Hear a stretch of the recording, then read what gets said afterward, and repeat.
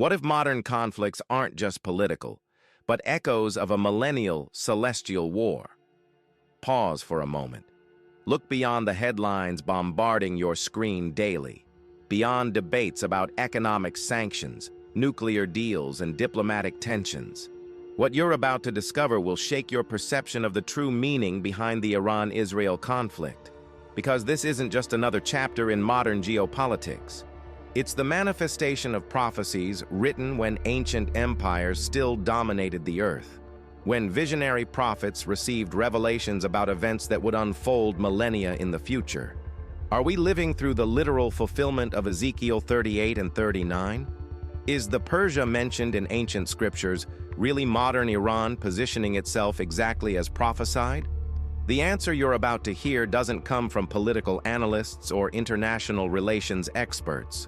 It comes from texts preserved through millennia, patiently waiting for the right moment to reveal themselves as true.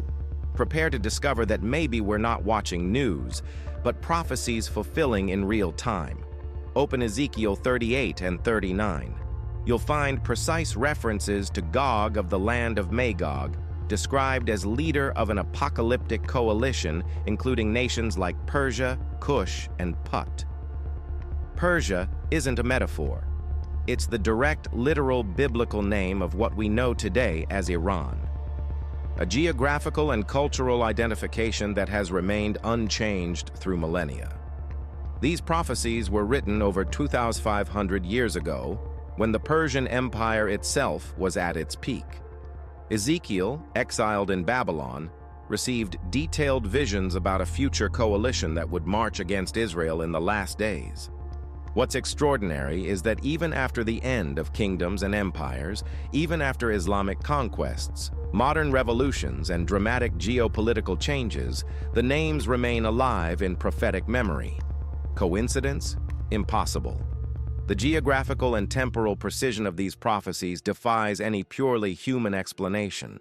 Ancient prophets weren't doing politics. They were documenting a divine script that awaited the right moment to manifest in human history. Magog emerges in Scripture as symbol of a northern power, a spiritual force that allies with ancient Persia in an invasion transcending conventional warfare.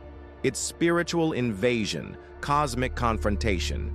This conflict echoes the primordial battle between the woman's seed and the serpent's seed, prophesied in Genesis 3:15. Israel, Abraham's descendant, versus forces seeking its total destruction. But observe the prophetic pattern. It's not just about destruction, it's about purification. The day of the Lord, described by minor prophets, is a cycle that always returns through history: war, judgment, and finally redemption. Each conflict involving Israel carries this apocalyptic triad. Gog and Magog's coalition doesn't come merely to conquer territory.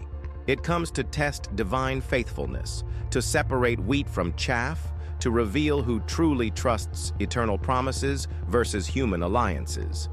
Ezekiel 38:19-22 describes earthquakes, fire from heaven, pestilence. Symbolic language, or literal. What if the earthquakes are nuclear? What if fire from heaven is modern technological warfare? Prophecy isn't just prediction, it's revelation of spiritual patterns that repeat until final fulfillment. I saw, as the watchman on the wall, that the fire of the east was stirring. I am the guardian of prophecies, the one who observes from afar, who connects dots between eras, who sees in today's headlines the echoes of ancient tablets, and with it came promises of purification through pain. In Tehran's towers, Ayatollahs study texts about the coming Mahdi. In Jerusalem, rabbis analyze signs of the Messiah's arrival. Both point to the same events, the same signs, the same temporal window. I am the guardian, and I see in today's headlines the echoes of ancient tablets. Every inflammatory declaration by Iranian leaders against Israel resonates as literal fulfillment of prophecies about nations' fury against the chosen people. Every Israeli military exercise echoes preparations described in prophetic texts. What kings plot, prophets have already seen. Situation rooms in Washington, Moscow, Beijing, all discuss the Middle East problem. But the true strategists of this war already documented every move millennia ago. I observe, I remember, I connect, and I see that nothing happening is surprising to those who know ancient scriptures. The current Iran-Israel conflict transcends conventional diplomacy. It revives spiritual codes that had been dormant for centuries. Iran, led by clerics who frequently proclaim Israel's disappearance as divine mission, isn't just making political rhetoric. It's fulfilling a prophetic role, positioning itself exactly as Ezekiel described Persia in the last days. Israel, in turn, as a nation restored in 1948, literally fulfills Isaiah 66:8. Can a nation be born in one day? 70 years later, surrounded by enemies denying its right to exist, Israel finds itself in the exact position described by prophets. But observe prophetic details manifesting. Ezekiel mentions Gog coming from the far north. Geographic Iran isn't north of Israel, but its main military bases and allies, Hezbollah in Lebanon, forces in Syria, are literally north of Israel. Geographic coincidence? Impossible. When Iranian leaders cite the liberation of Jerusalem as sacred objective, they're not doing foreign policy. They're fulfilling prophetic scripts written when their ancestors still worshipped Zoroaster. What if the current conflict is just the prelude to the true battle of Gog and Magog? What if we're seeing only opening moves of a much larger conflict? Consider this disturbing possibility. The prophesied destruction of Damascus in Isaiah 17:1. Behold, Damascus will cease to be a city and will become a heap of ruins, hasn't been completely fulfilled yet. Damascus, one of the world's oldest cities, has never been totally destroyed in history. But today, with Iranian nuclear arsenals and Israeli military capability, this millennial prophecy could be fulfilled literally. The earthquakes mentioned in Ezekiel 38:19-22, would they be natural seismic or nuclear? And there will be a great earthquake in the land of Israel on that day, language that could describe both geological phenomena and thermonuclear explosions. What if current tensions are just warming up for literal fulfillment of these prophecies? What if the true battle of Gog and Magog is yet to come, using current tensions as catalyst? Prophetic chronology suggests this conflict won't end with diplomatic agreements, but with direct divine intervention, as described in Ezekiel 39:1-7. Are we seeing international politics or initial stages of Armageddon? Mainstream media treats everything as conventional regional conflict. Sanctions, negotiations, nuclear deals, geopolitical interests. But explain this anomaly. Why do so many world leaders from different continents and ideologies cite Jerusalem as a global pressure point? Why do the world's greatest nuclear powers mobilize over land smaller than New Jersey? Why do 9 million Israelis generate more UN discussions than crises involving hundreds of millions of people? Official explanation is strategic importance. But strategic for what? Israel doesn't possess significant oil, doesn't control crucial trade routes, doesn't have massive population. The real reason is spiritual, not strategic.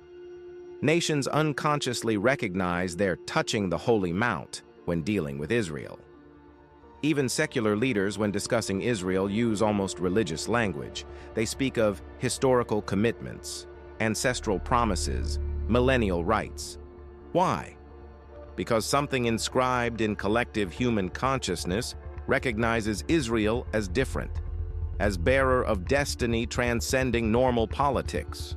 Nations can't explain why they care so much about Israel, but they care because they were prophetically programmed to care.